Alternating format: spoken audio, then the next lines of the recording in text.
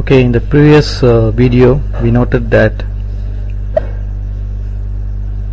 the new document which I created, this is the one which I created after I put in the payment method for this vendor, is not being included in the successful payment list. It is listed in the failed payment list, which is in red color, which is also known as exception list. Okay, I go in here. Here's the one. We need to find out what is the reason it is not being included in the successful payment list. The successful payment list is with a green color, but this document is successfully selected by the system for payment. The only difference between this document, the document number ending with 13 and the document number ending with 15, is that in document number 13, which is a successful one, I have directly assigned the payment method of X here, right? See, payment method of X. However, in the unsuccessful document, the new document I created does not have the direct assignment of payment method. Let me take you to the screen here. Okay,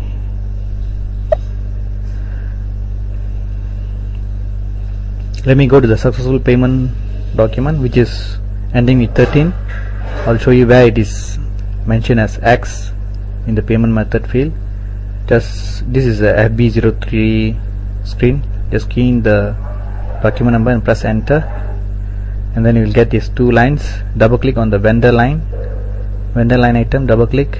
You will notice the payment method has been directly assigned in the document level. Although we have a payment method assigned at the vendor level, I have also assigned at the document level for this document. Let me check the other document, which is ending with 15. This is the unsuccessful one. Let me show you once again. I go back to the unsuccessful list, this one, and take a look at the document number 15. So let me zoom into the document number 15 over here, press enter, and then you get two lines again. Double click on the first line, which is a vendor line, and notice the payment method is not assigned at the document level. Okay, therefore it's not shown here. But bear in mind, this should not be the main reason why this document is not selected for payment, because SAP says that as long as you have assigned the payment method at the vendor level, vendor master level. I'll show you. Let me go to vendor master.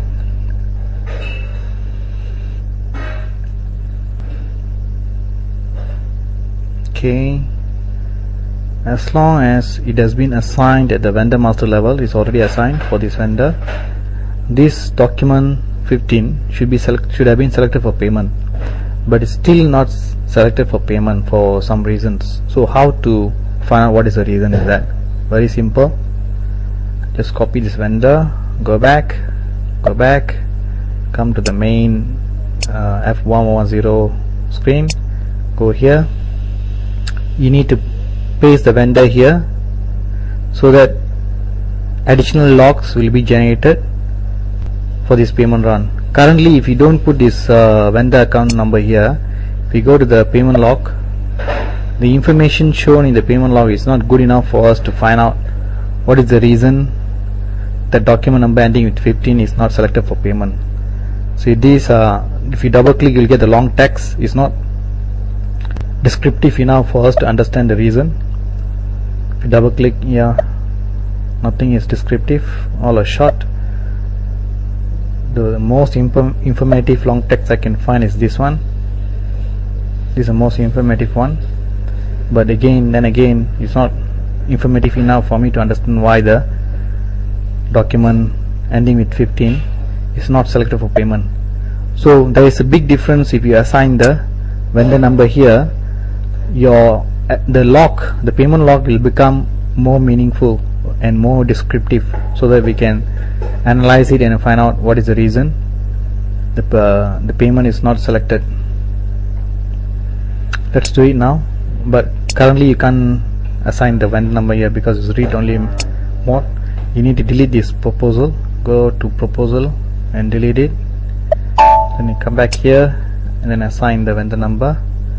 Alright, now I'm going to select this payment method selection if not successful.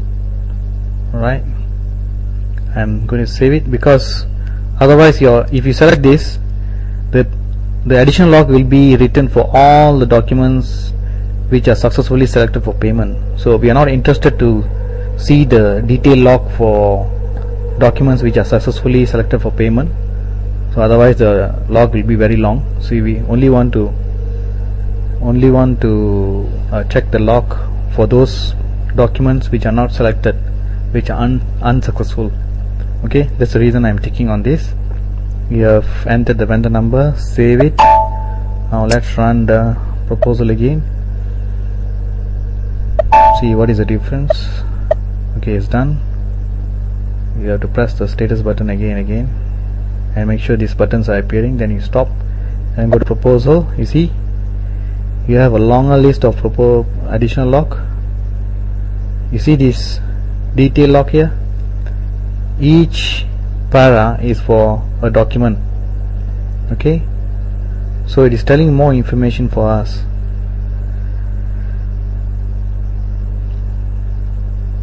Let's check now. Okay, where's our document number? Let me check this.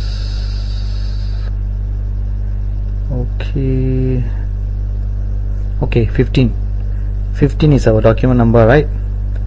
Now let us check this log. It's checking whether the terms of payment is within the range and all that, and it's also calculating the cash discounts, saying cash discount is valid until 11th of July. Item is due, so due date determination is okay. Then come down here, let's look at the payment method selection.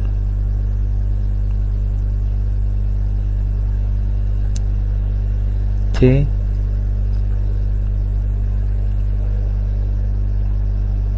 let me go back here.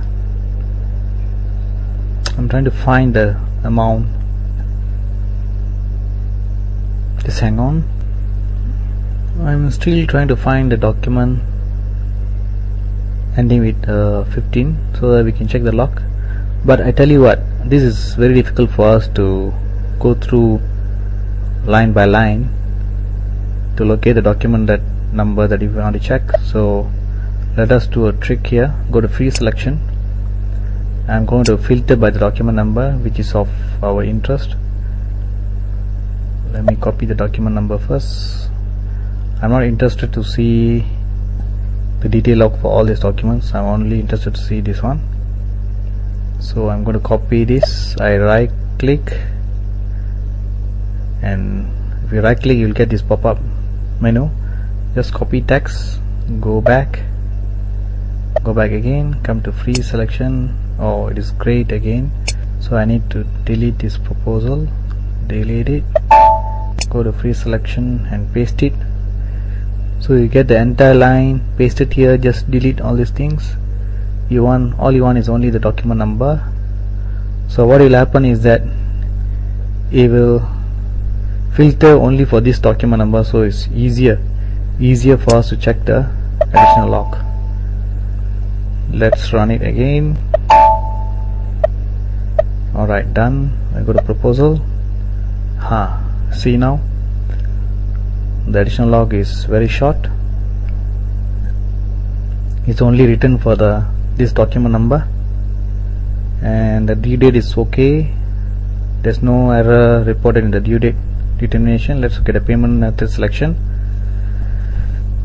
One more thing you need to bear in mind, that let me go back here, go to proposal, double click here. You see this, no valid payment method found. So the error is only on the payment method. So that's why I'm ignoring the due date determination logs, because there's no error report on a due date determination. So you can safely assume that the due date determination is alright. So just jump to payment method selection, because the error lies within the payment method selection. The $100 is shown as $97 because of the cash discount was $3. So what is effectively be paid is $97. So that's why it's shown as $97 here. Payment method X is being checked, and payment amount is not within the limits allowed. Okay, now we know what is the problem here. Okay, this is the error. You see this line here? Payment amount is not within the limits allowed. So somewhere you are specifying the lower and upper range of the limit, and this amount, our payment amount, is not falling within this range. That is the reason the payment method is not permitted. Okay, this is the error. So let us check where this range is specified now. Let me go to FB ZP.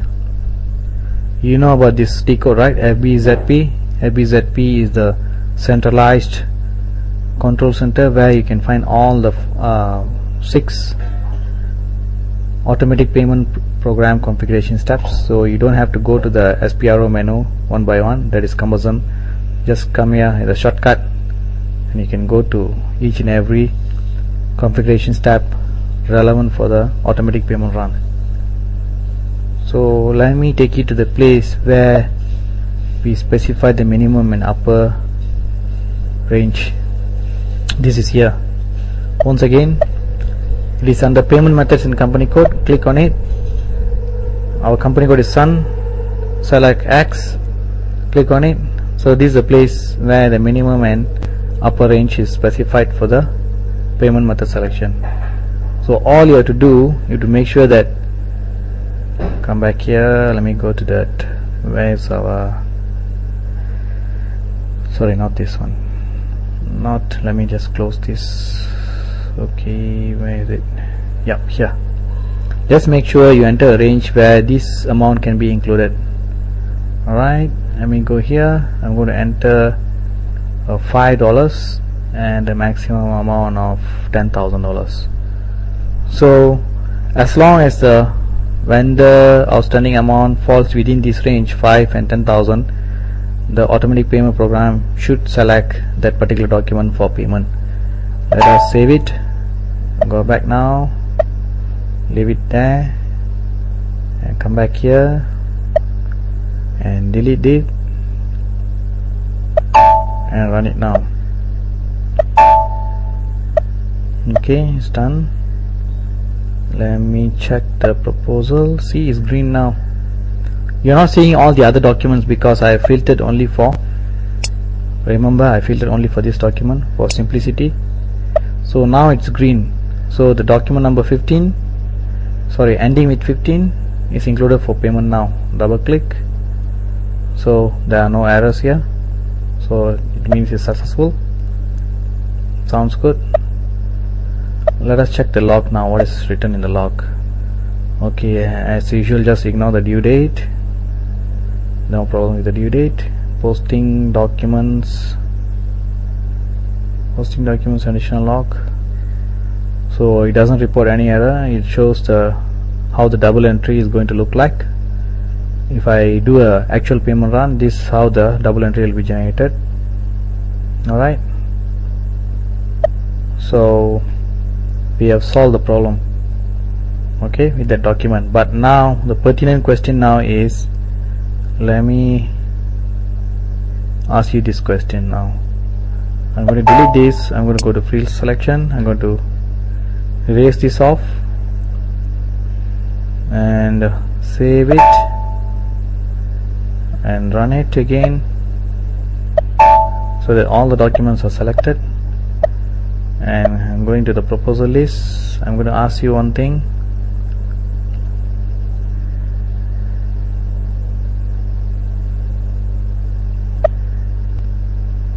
Why? Okay, our document is over here. You can see more than one document is selected for payment because all of these are falling within the range of 5 to 10,000. That's why I selected. Okay, let me ask you something. Okay, right, just now this document, the one ending with 13, is also having a amount of $100, but this document was included in the successful payment even though the minimum and upper range was 0. I need to recap your memory. Let me go back, let me remove these things first. I am going to put it back, only then I can recap. Okay, I'm going to erase this off. Right, I'll come back here. I'm going to delete and rerun it. Okay, we go back to the original state before we fix this problem, because there's something I need to explain to you. You see this, it's the original state, right, whereby our document number 15 was not selected for payment, whereas this document number was selected for payment. So what is so special about this document? Because this amount is also $100 and this amount is also $100. But just now I explained to you the reason why this document was not selected is because this amount does not fall within the range specified, right? But how come this document amount, which is also $100, is being selected for payment? So it doesn't make sense, right? Because if you look at the minimum and upper range, it is set to 0, so therefore it's throwing an error for this, because this $100 doesn't fall within the range. Okay, the reason for this is because for this document the speciality is I have assigned the direct payment method at the document number level. So when you do that, when you assign a direct payment method at the document number level, then this checking will not be done by the system. The checking of minimum upper range will not be done for the particular document, because you have assigned the payment method directly at the document level. Whereas for this document, I have already shown you earlier, the payment method is not assigned at the document number level. So to prove this theory, what I'm going to do is that I'm going to leave this minimum upper range 0, and I'm going to assign a payment method directly to this document number and run the payment proposal and see if this theory is true or not. Okay, let's do it now. I'm going to go to document number 15. Right, change it X. So I have assigned the payment method directly into the document number 15. So let's see what's the difference now. And I'm going to leave the minimum and maximum payment amount as 0. Right, 0. So I save it, I quit. Now let's come back here. I'm going to delete this off and go back one more step. Yep, I'm going to delete this off. Delete it. I'm going to run the payment proposal. Refresh. Yeah, done.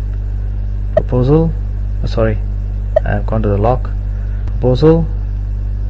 See this?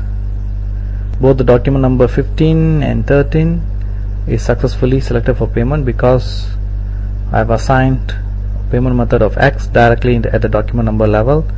So the system skips checking the minimum and upper range at the company code level.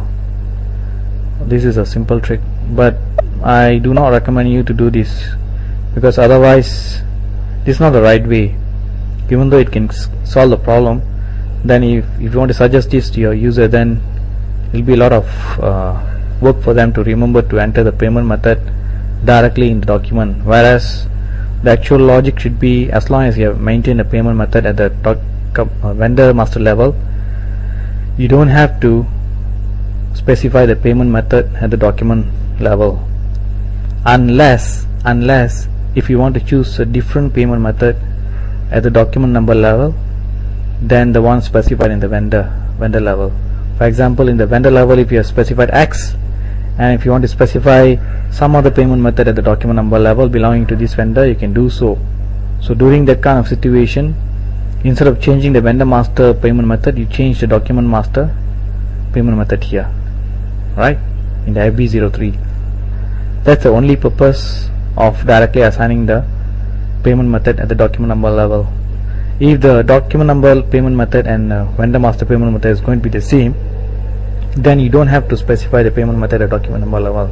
Just leave it empty and make sure the vendor master is assigned with the correct payment method, and the document number will automatically inherit the payment method specified at the vendor master level.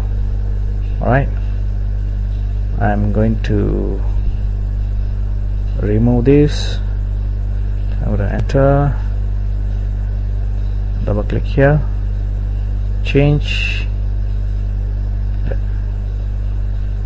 I've removed it. Let me also remove it for 13. Double click, yeah, change and remove it. Obviously, if I run now, since the minimum and upper range is empty, both these documents are going to be listed under unsuccessful payment method selection. Okay, I'll show it to you now. Delete it. Now run it. See, it's gone into the unsuccessful list, these two. So all I have to do, instead of specifying the payment method at the document number level, I go here. This is the correct way of doing it. Just specify an upper and lower range, and that will solve the problem. $5 and 10,000, for example. It depends on the customer how you want to specify. You can even enter $1 here. So long as the document amount falls within the range, the payment should be successful. I'm going to delete it and I'm going to rerun it. Status, proposal, yep, is here now. 13 and 15, and also all the other documents which falls within the range I specified. Right? See, the payment method is not directly specified in the document number level. It is taking it from the vendor master level. So this should be the proper way. And bear in mind, if you face any problem, if you face any unsuccessful list, right, if any documents are put under the unsuccessful list, and then if you come to this, if you double click and come to the small window here, if the error message shown here does not give you a hint on what is the problem with this document, all you have to do is that come to the additional log and enter the respective vendor here, so that you can get a detailed log as to why the problem is happening without specifying this. And one thing, you have to check all these 3 checkboxes or so, only then the log will be written, otherwise the log will not be written. And this is also very important. Okay, if you check these checkboxes and don't enter the account number here, the log will be shorter also, which will be not useful for us. So make sure you enter the vendors which are problematic. Okay, now let us do a, let me just check. Yeah, I got a successful payment. What I'm going to do is that I'm going to do an actual payment run, so that we can make sure the postings are done. Before that, let me open up the vendor account, so that we can compare and contrast the difference between the proposal run and payment run. Okay, accounts, this one, yeah, this one, open items as of 3rd of July.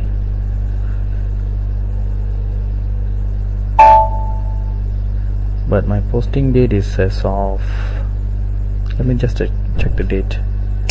So posting date is 27th of June, so let me just change it. Then I'm going to go to 27th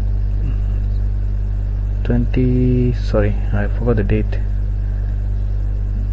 It is, let me just copy easier. Okay, 27th of June. Okay, I'm going to select all the open items as of 27th of June, and I can see these two documents which are being tested now. It is shown as outstanding open. Okay, and now what I'm going to do is that this is before you run the payment run, right? Actual payment run. Now let us run the payment run. Now we are at the proposal stage. So since I've already told you that at the proposal stage no double entry postings or GL account postings are done. It's only a simulation kind of thing. So these things are still outstanding. So only after you do a actual payment run, the postings will be made. Let us do it now. Same thing, just click this start immediately and click OK. Right. Posting orders 1 generated, 0 completed. Alright, let us look at this log, payment log. This is how the postings generated. Let me take you to another report. Payment list. Okay, go to this payment list, click OK. It will show you a report on how the payment is made. See, the 13 and 15 has been made. The 13 and 15 document have been paid. This is the vendor number, vendor name. Alright, and this is a report summary.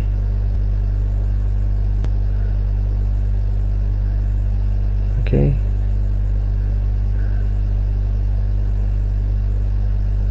so total amount paid is 694.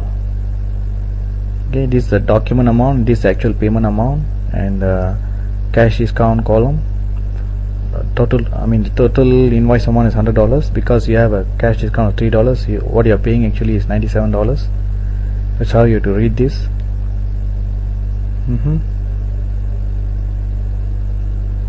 Sounds good. And yeah, that's a main thing you have to see. Right, let us go and check the accounts now. If I'm going to refresh this, I'm going to refresh, you can refresh it, but I'm going to do that. I'm going to quit and then come back again, and then you see all the documents which are listed here is cleared, meaning that it's paid. So it's no longer displayed as open. See, so if you want to check all the paid ones, you just go to all items, or even cleared items will do, and execute. You can see our 13 and 15 over here under the cleared list. This is the cleared list, green color. It's already been paid. Alright, and the ones not paid is these two. The reason being that this is in Canadian and British pounds, so we have not specified the payment method for these two currencies. Bear in mind, the payment method is always by currency. The payment method X that we have defined is actually meant for currency USD. Let me show you that. Go to payment methods in country.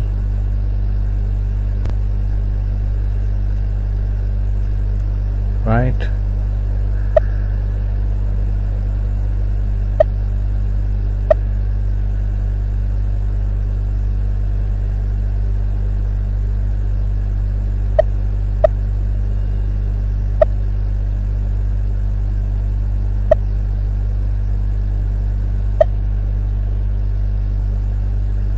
Sun and bank accounts. Alright, see here,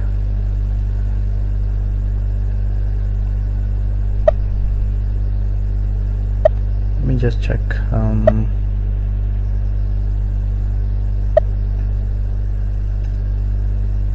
Go to Sun, banking order,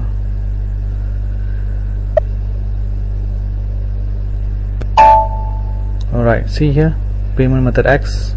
For USD I specified the account, but for GBP and Canadian dollar I have not specified any account, bank account. So that is the reason it has not paid these documents which are in foreign currency, Canadian and GBP, because the reason being I have to specify, I need to create two more lines here with the payment method of X and the currency of GBP and Canadian, and specify which house bank I'm going to use to pay the Canadian and British pounds. Only then the system will make payments to the foreign currency documents. Okay, that's for your explanation. But since this is in USD, it has been paid. Okay, you can have a look. See this clearing document column here. When you run the automatic payment run, this is the document which is posted.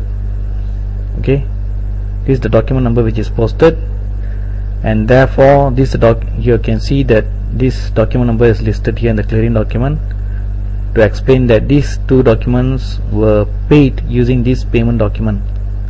Okay, if you zoom into this payment document, let me see if I can zoom in.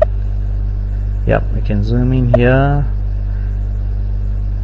This is the document generated by the automatic payment run. Alright, let me just go to the payment list. Right, go back here, payments log. Yep.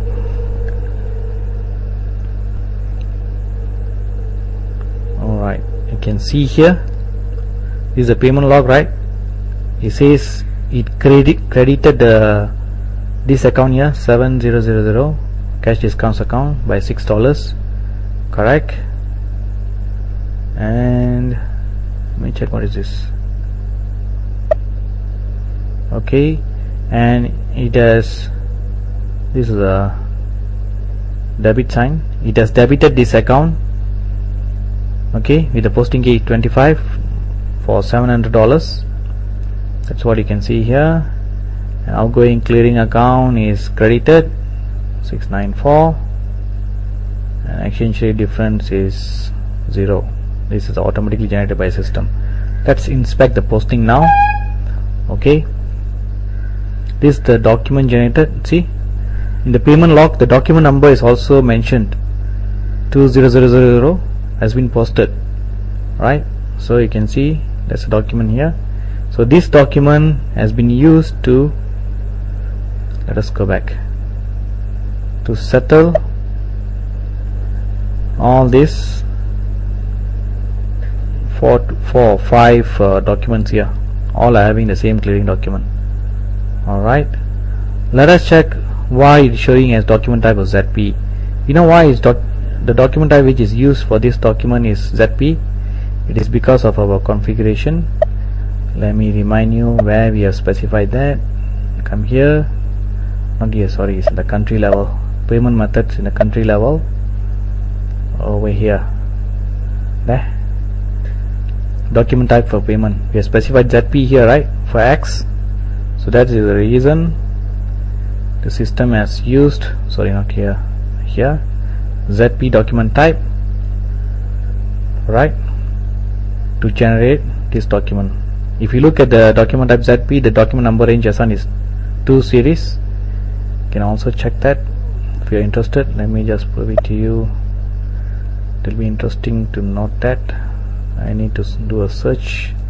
If you are wondering how the document number range is determined as 2 series, it is because it's taking from the document type. It is good to understand this. Document type,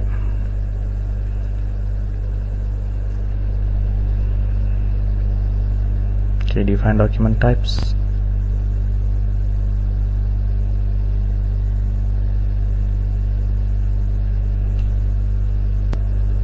Okay. Okay, let's position to ZP, payment posting, and number range 20. To check number range, go click here, company code Sun, and we'll press 0, go to 20.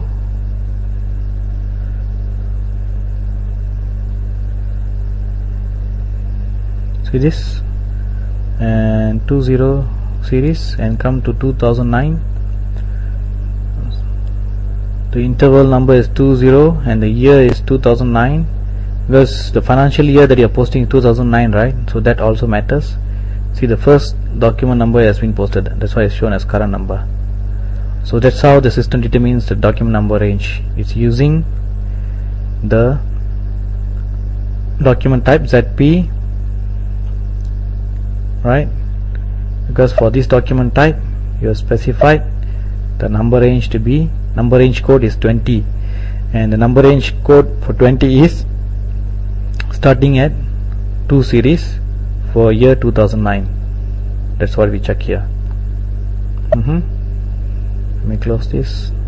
It's good to understand the links behind it, how the system generates a document type and how the system generates a document number series and so forth.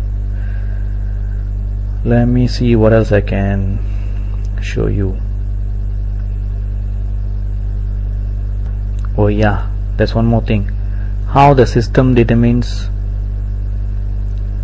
this GL account 20008. Let me take you to the document again, zoom in, go to overview. This is cash discounts. Okay, we can understand that this GL account is taken from the cash discounts configuration, because we are enjoying a cash discount of $6 automatically, so this is posted. And the vendor account, we know how the vendor account is selected, because we have specified this in the F10 screen parameters. And exchange rate difference is also determined from the configuration, as you know. But the only thing that might puzzle you is that where this GL account is coming from, how the system knows that this should be the GL account to post the offsetting entities to. Very simple, let me show you.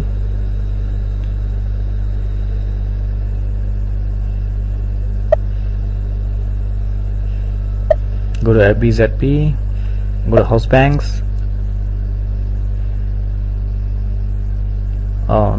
In the house banks,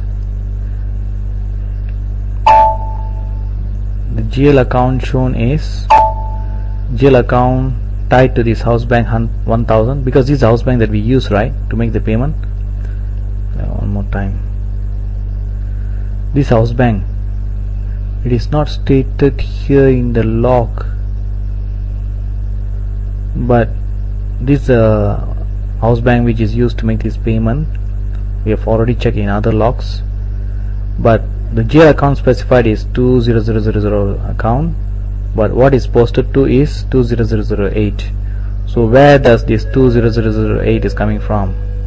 It is not from this screen, it is from another screen here. Let me take you to that screen. It's in the bank determination. Go to Sun company code,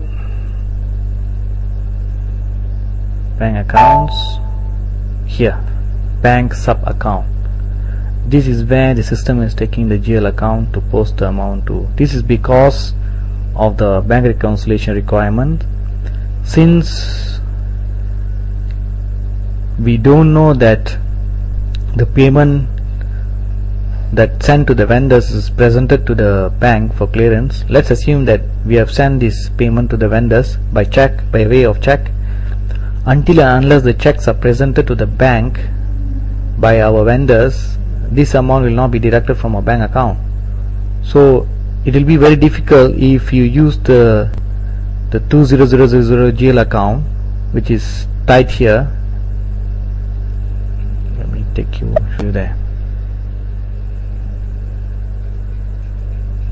If you are going to use this GL account to make the payment to, logically you can do so, logically you can use this account, nothing stop you to do so, to make the offsetting postings here. But the problem is you will not know how many checks are sent to the vendors and not yet presented to the bank yet. So by putting this amount to a separate GL account, you can actually control which of the checks have been presented to the bank and which are not. So you know for a fact that this has been sent to the vendor. The moment it is presented to the bank by the vendor, that particular check will be deducted from this GL account. I mean the check amount will be deducted from the GL account and then moved to this GL account during the bank reconciliation. That is the reason we are using two different GL accounts, even though it is for the same house bank. So to keep a control on how many checks have been sent to the vendors and how many are not presented to the bank yet. Okay, we will see in detail the purpose of this clearing account, bank clearing account, in detail in the bank reconciliation topic. Okay, now don't worry too much about it. Just bear in mind that this GL account is taken from the setting here, the bank determination in the FBZP. Okay, I think I have explained all. Let me just do a quick recap. Is there anything that I need to explain to you? And this printout is if you want to print any checks to be sent to the vendor. Right now that the postings have been updated into the GL account, we can actually do a printout if you are printing checks from this automatic payment run, or if you are generating an electronic file to be sent to our house bank to make the actual debits or credits into our bank account at the bank. Then you need to do certain configuration to generate the electronic file from this payment run, and then you can email it to your bank or upload it to their bank's website to do the actual payment. So this will cover in the expert training, because these are very detailed and advanced topics which are not within the scope. Just bear in mind that that can be done. Alright, so that's about it.